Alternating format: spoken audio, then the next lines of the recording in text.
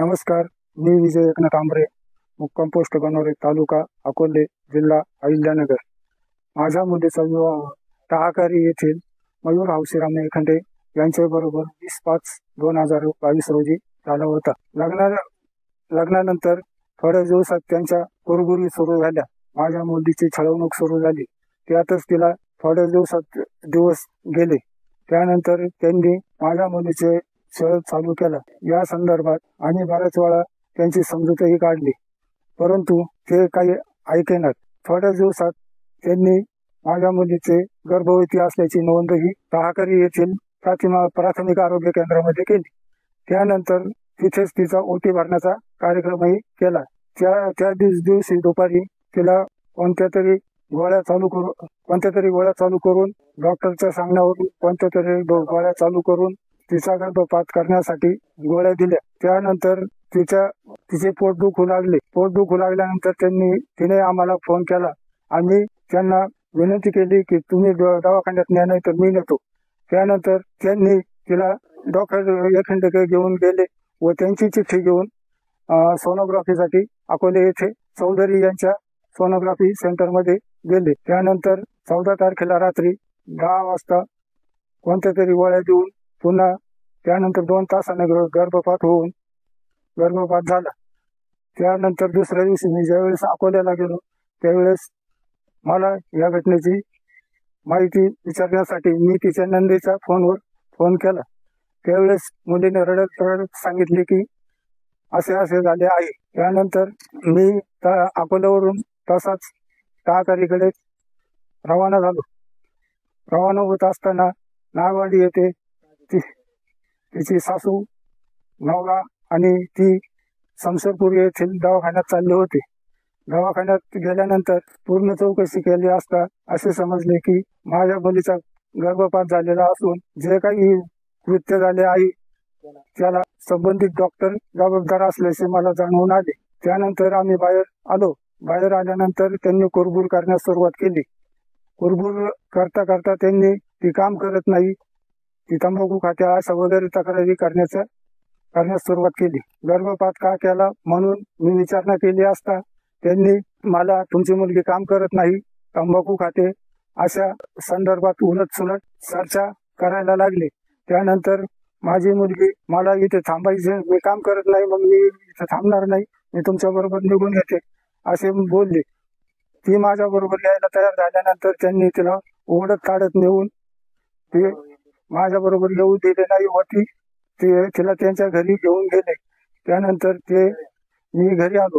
त्यानंतर दुपारी 4 वाजता माझ्या पुतणीचा फोन आला की सोनाली बेपत्ता झाली आहे, तिच्या चपला विहिरीच्या कडेला आहेत. त्यानंतर मी टाहाकारी गावाकडे रवाना झालो. रवाना झाल्यानंतर मी गावात पोहोचण्याआधीच ती एका विहिरीत सापडली अशा बातमी आली. मग तिथे पोलिसांनी येऊन सर्व प्रक्रिया पार पाडली व आरोपींना अटकही केली. आरोपींना ताब्यात घेतले व त्यानंतर आम्ही अकोले येथे ग्रामीण रुग्णालय येथे आलो असता डॉक्टरांनी 11 वाजता तिला मृत घोषित केले. त्यानंतर मी अकोले पोलीस स्टेशनमध्ये फिर्याद देण्यासाठी गेलो असता पोलिसांनी तक्रार घेण्यास नकार दिला. तुमच्या मुलीची खबर द्या, नंतर तक्रार घेण्यात येईल असे त्यांनी ठणकावून सांगितले. मी त्यांना विचारणा केली की तुम्हाला जर खबर भेटली नाही तर मग तुम्ही टाहाकारी येथील घटनास्थळी कसे दाखल झाला. त्यावर त्यांनी सांगितले की खबर ही घरच्याच माणसांनी द्यावी लागते, बाहेरचा माणूस चालत नाही. त्यानंतर माझ्याबरोबर घरचं कोणी नसल्यामुळे मी दुसऱ्या दिवशी सकाळी 10 वाजता माझ्या मुलाला घेऊन खबर देण्यासाठी गेलो. खबर दिल्यानंतर त्यांनी FIR घेण्यास सांगितले, परंतु त्या FIR मधील महत्वाचा मजकूर गाळून FIR घेण्यास API घोटे यांनी सांगितले. त्यानंतर संबंधित एकाच आरोपीला अटक केली व दुसऱ्या आरोपीला सोडून दिले व मी त्यांना विचारणा केली असता दुसऱ्या आरोपीला का सोडून दिले तर त्यांनी मला सांगितले की तो आमचा प्रश्न आहे, कोणाला अटक करायचे कोणाला सोडून द्यायचे, आणि आरोपीला अटक केलेली आहे. माझ्या त्यानंतर दुपारी एक ते 1:30च्या दरम्यान माझ्या मुलीचे पीएम झाल्यानंतर तिचा अंत्यविधी येथे करण्यात आला. त्यानंतर माझ्या असे लक्षात आले की संबंधित पोलीस अधिकारी आरोपींना वाचवण्याचे पुरेपूर प्रयत्न करत आहेत. त्यांनी एका आरोपीला जेलमध्ये ठेवून दुसऱ्या आरोपीला फरार करण्यासाठी पूर्ण सहकार्य केले. दुसऱ्या आरोपीला फरार करत असताना काही दिवसातच त्याला अटकपूर्व जामीनही मिळवून दिला. संबंधित फरार आरोपीला 1.5 महिना कोणत्याही प्रकारची अटक न करता फरार ठेवले व त्याला अटकपूर्व जामीन मिळवून देण्यास पुरेपूर मदत केली.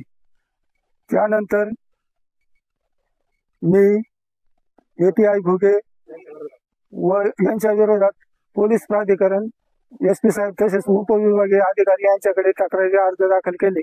त्यानंतर संबंधित तक्रार अर्जाची दखल न घेतल्यामुळे मी पोलीस प्राधिकरण नाशिक यांच्याकडे रीतसर तक्रार दाखल केली. या तक्रारीची सलग 2 वर्ष सुनावणी होऊन त्यात पूर्ण मेरिटवर सदर दाव्याची चौकशी केली. त्यांनी खोटे नाटे कागदपत्र दाखल केले, परंतु मी त्यांच्याकडे काही कागदपत्र मागितले असतात ते पुरवण्यासही त्यांनी नकार दिला.